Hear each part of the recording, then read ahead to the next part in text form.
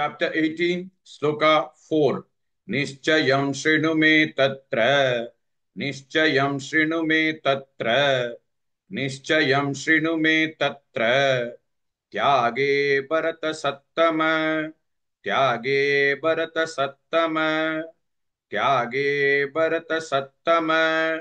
Nischayam shrinu me tatra. Tyage bharata sattama.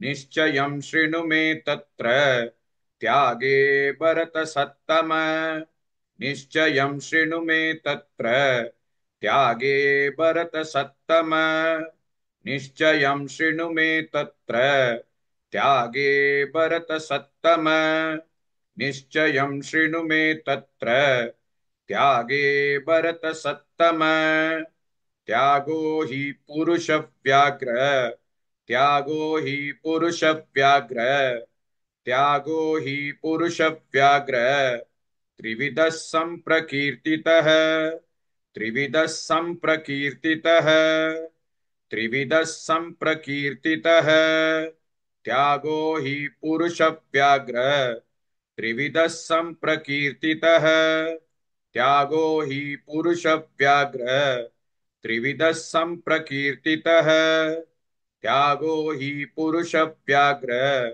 त्रिविधः सम्प्रकीर्तितः त्यागो हि पुरुषव्याघ्र त्रिविधः सम्प्रकीर्तितः त्यागो हि पुरुषव्याघ्र त्रिविधः सम्प्रकीर्तितः निश्चयं शृणु मे तत्र त्यागे भरतसत्तम त्यागो हि पुरुषव्याघ्र त्रिविधः सम्प्रकीर्तितः.